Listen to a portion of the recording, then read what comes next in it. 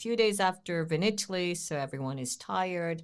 Everyone just wants to sleep. And guess what we're going to do? We are going to be launching a new, super exciting series. It's called Asia Wine Market Series. It's a special, not just including, let's say, right now, the first one we're going to dedicate is, of course, Kazakhstan, the Almaty series, because last year we went to Almaty. We did a Vinitaly International Academy in Almaty, as well as a Almaty walk-around tasting. But we will also focus on more mature markets such as Japan, Hong Kong, and Singapore, and growing and, let's say, promising markets like South Korea, maybe Vietnam, India, and emerging markets like Central Asia.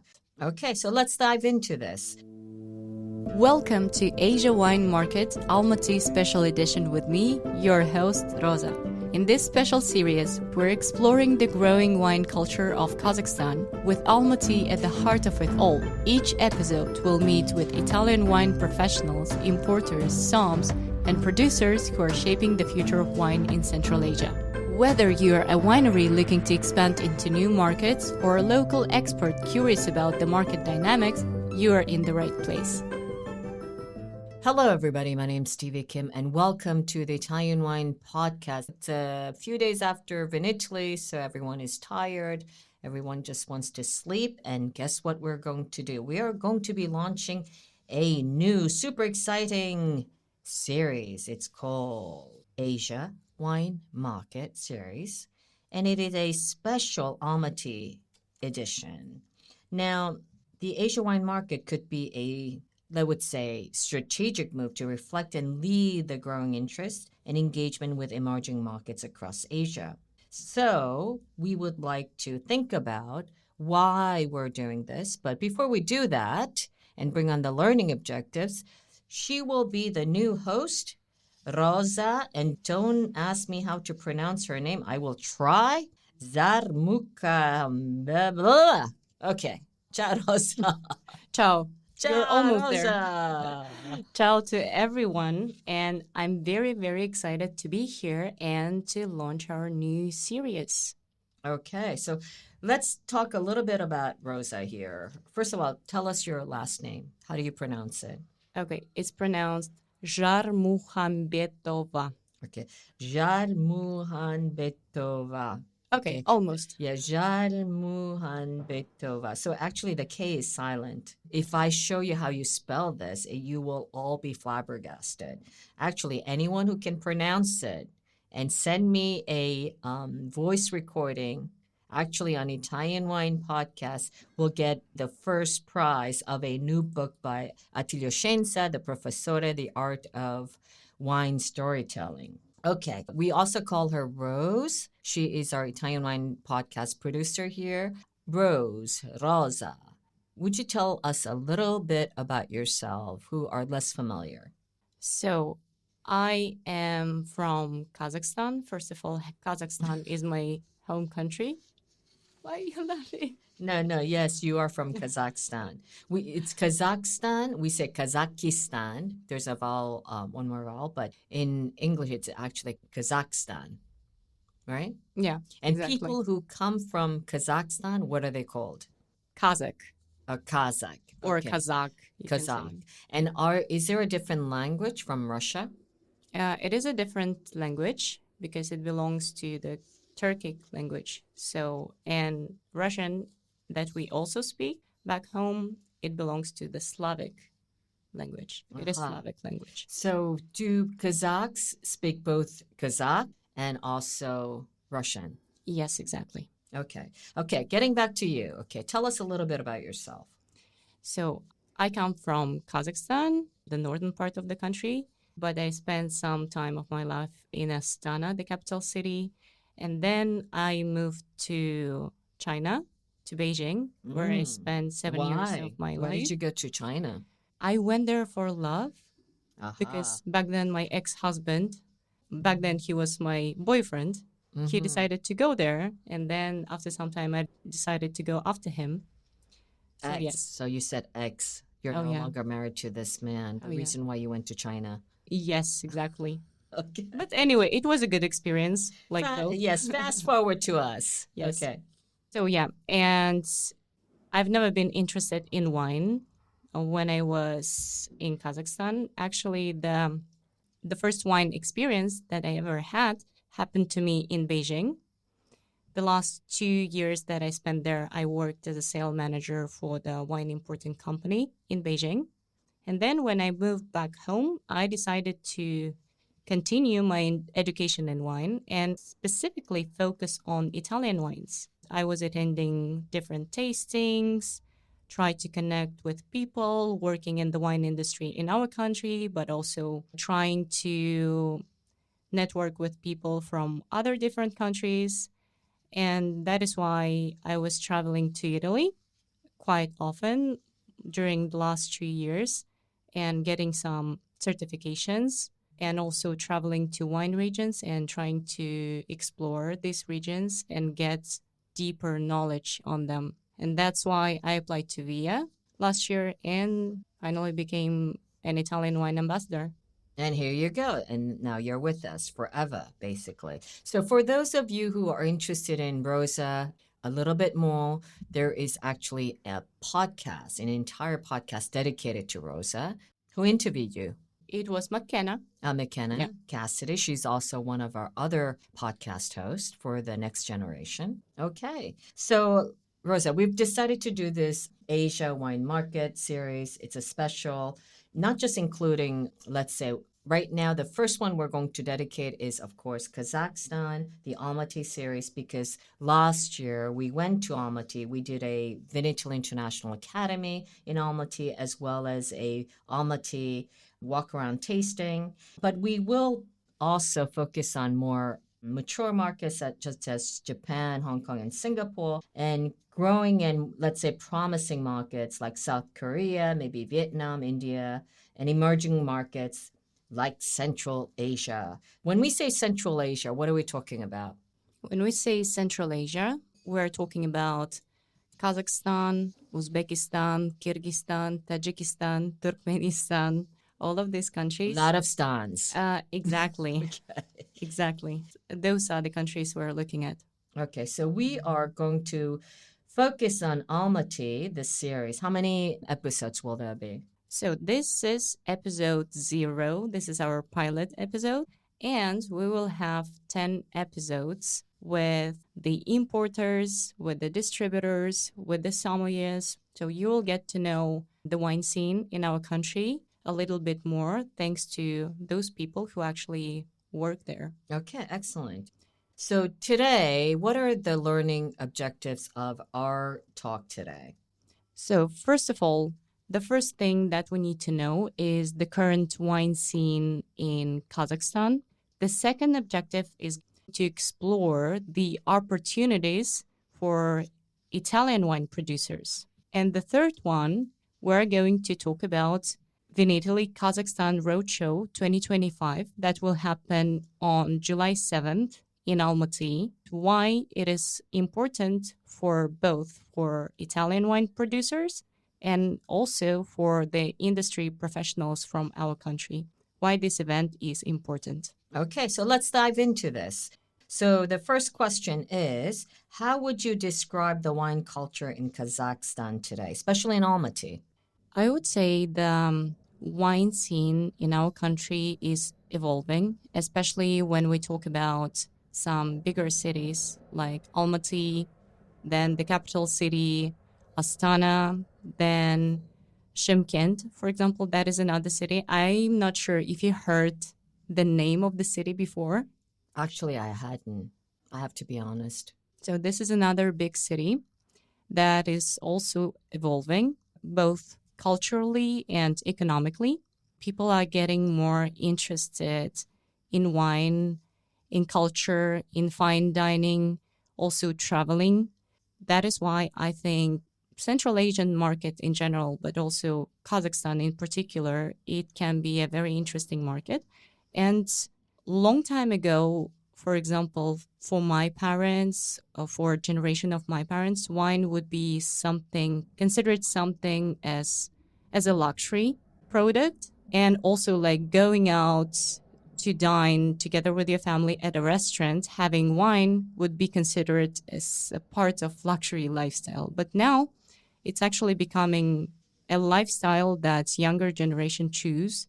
They go out pretty often, and also a lot of women are getting interested in fine dining and also having wine at their table and sharing the bottle of wine with their friends. It's becoming normal.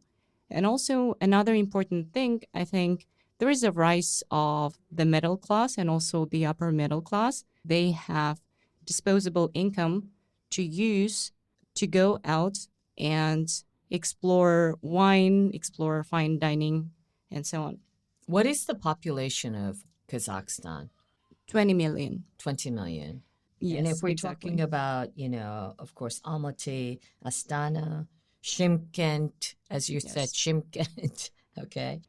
How concentrated are those cities?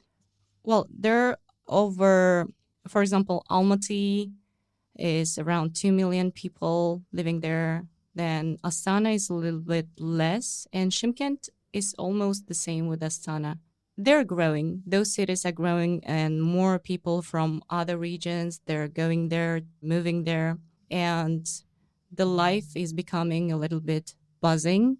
There are lots of wine bars, lots of restaurants, new restaurants opening up. And also, what I like, people working with wine in our country, they're young. When you went to Almaty, you've seen it yourself. They have this drive, they have this passion, they have this need to learn more, to share what they learned with others. People working at wine bars, for example, or restaurants, they don't just sell wine, but they also organize some events for their consumers. For example, wine and art. They make something interesting to attract the customers.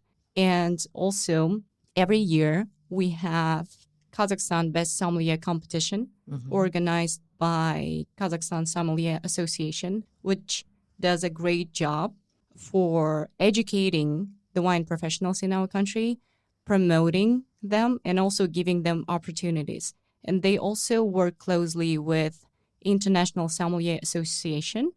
And whenever they have the boot camps, they try to send the somms from our country to other different countries for improving their skills, for example, or for learning something from people from other countries. And I think it's pretty cool because the market is dynamic, because we are dynamic, we're young. We want to learn more, and we want to do more with wine. It's not just about getting paid for what we do, but we really believe in what we do in this culture. So, I have an extra question for you, actually, about the young population of Kazakhstan. When I was in Almaty last year, I interviewed the ambassador, Marco Alberti, and he had said that more than 50% of the population were under 25. Is that correct? Does that sound familiar to you? I think he should be right. I didn't check. But why? I But should be what is the honest. reason behind that? Because I never got a chance to follow up on that thought that he had presented. I mean, if you look at all of the other countries in the rest of the world, it is an aging population. We have the other problems. It's completely the opposite, right? In terms of trends. Why in Kazakhstan there is a growing very significant part of the population percentage under 25. How did that happen? I think it is because of the economic growth that we had. For example, from 2000 till 2008, till the world economic crisis, we had a boom, an economic boom, and many families, their economic situation, it became better, and probably that is why they decided to give birth to more kids. And in Kazakh families, it's kind of normal to have 3 kids, sometimes 4 kids. For example, my parents, they had 4 kids. 2 of my sisters, both of them, they had 3 kids each. So it's kind of normal to have a big family in our country. And young, more importantly, young. So there's a growing culture of wine appreciation driven by wine bars, sommelier school, social media influencers, etc., etc., right? And Yes. actually, Artyom, one of our Italian wine ambassadors, he is a big player in Almaty, in Kazakhstan in general. He was the ex-president of Kazakh Som Association, and they were our partners for Vinitaly International Academy as well as Vinitaly last year. Okay, so moving on to next question. Have you noticed any growing interest in Italian wine specifically? And which styles would you say or regions are mostly appreciated? Okay, I think like any other country in the world, for us also, Italy is one of the main destinations for travel, and we regard Italy as one of the main countries where we can eat delicious food, find some delicious, interesting recipes. We love Italy in general. We love it for the lifestyle. We have these beautiful pictures in our heads about The Italy. dolce vita, Oh right? yes, Yes. exactly, exactly. It can be true, it cannot be true, but we have this kind of picture. Many people in our country have this picture about Italy. People are very passionate, emotional. Then also the food is so delicious and the wine is so good. So Hmm. that is why Italy is quite popular. And I would say Italian wines, they're one of the favorite wines for people in our country. The main players in our market, they're France, Italy, Georgia, because we have historical bonds with that country, Hmm. Spain, but still, Italy has a special place in our hearts. And when I went out to some bars or restaurants, the styles that I saw mostly, I would say Prosecco, as everywhere else, people in our country like Prosecco. It's kind of popular all over the world. Then Amarone, I would say Valpolicella wines and Amarone, Chianti, and also among women, among female drinkers, Pinot Grigio Pinot Grigio. plays a role too. And I would say Montepulciano.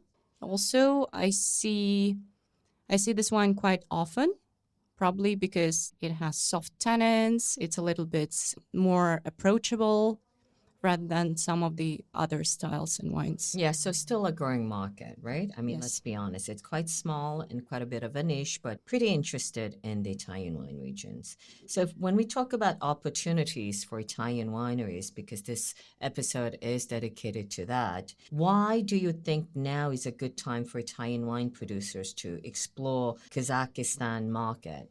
I think, first of all, even though the market is very small, 20 million people living in this country, sometimes we see other cities, there are 20 million people in some cities, like Beijing, for example, where I lived. But at the same time, it's a very dynamic market. And as I said, it's a young market. And if you enter early, you take time, you will have time to build your brand, and your brand is recognized in our market, you will have your future consumer base in Kazakhstan, pretty solid consumer base. And also, another thing is Kazakhstan, geopolitically, we are located like in the heart of Eurasia. We are one of the Central Asian countries, and we can serve as a hub, as a gateway to other neighboring countries. Another thing I would say, we still at this phase when most people in our country, most consumers, they didn't develop their palates yet. So that is why producers who are just coming to our market, they have a very good opportunity to teach the consumers in our country and to dictate, or maybe dictate is a bad word, but to create trends and to influence the consumer's choice and the consumer's palates. If you work closely together with wine professionals from our country, you can actually develop some trends. So, and what type of Italian wines? Because we spoke about Prosecco, Amarone, Chianti, Pinot Grigio, even Montepulciano, but what types of Italian wines are still underrepresented or missing in Almaty or Kazakhstan in general? I would say that Italian indigenous grape varieties, they have a lot of opportunities in our country. For example, as I said, Prosecco is very popular. At the same time, why not to try to sell more Lambrusco? I think that Lambrusco can be a real hit in our country. People who drink Prosecco, for example, they can also try Lambrusco. Something new, something interesting, something that they never tried before. Then also, I think that Friulano would make a big hit. Certain styles of Verdicchio, if they are at affordable price points, they can make a great substitute for Sauvignon Blanc, for example, because Sauvignon Blanc, this grape variety, like especially the one, like the fruity one, Sauvignon Blanc from New Zealand, it's kind of popular, but we can find some substitute for that. And also some wines with more rounded, softer tannins would also be popular, in my opinion. For example, Cananao, Negro Amaro. Some of the Rosato wines will be quite popular, I think. Also, Dolcetto, Barbera. These varieties, I think, have a big opportunity to become popular in our country, in our market. So I would like to spend a little time talking about Vinitaly Almaty Roadshow. Why do you think the Vinitaly Almaty Roadshow can be important for the local wine industry, and what kind of impact can it have for importers, distributors, consumers, so at all levels of the wine industry trade in Kazakhstan? It's a very good opportunity for wine professionals and importing companies and distributors in our country because it brings the world of Italian wine, or at least the part of this world, to our doorstep. So as a company, you don't have to send anyone abroad to another wine fair. Wine producers, they come to your country. If they come to your country, it means they are interested in developing this market, in investing into this market, because they made an effort to come to your doorstep. And I think importers and distributors, they also understand that. And it also gives some recognition to us as a market. It means that the producers recognize us as a part of global wine world. Well, especially for Central Asia. Let me just give a little facts to our listeners about the first edition of the Roadshow that was last fall in Almaty. The first edition of the Roadshow featured 45 exhibitors, which included local importers and Italian wine producers both.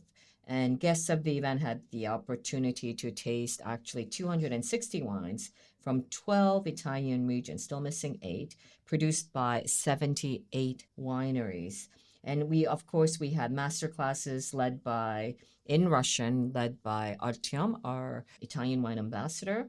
And we had more than hundreds of trade professionals. So I guess, important thing for our listener to understand is that Kazakhstan is not just Kazakhstan, not just Almaty, but we had importers, distributors, restaurateurs, some somms and journalists and delegates coming from all parts of Central Asia, namely Kyrgyzstan, Uzbekistan, Azerbaijan, and even Russia. We had a large delegates from Russia. So I think that's something very important for people to understand. And this is a great opportunity for exhibitors as well. I guess before we close, what message would you like to send to Italian wine producers listening to this episode? Why should they consider participating in Vinitaly Almaty show this July, which is just around the corner, literally?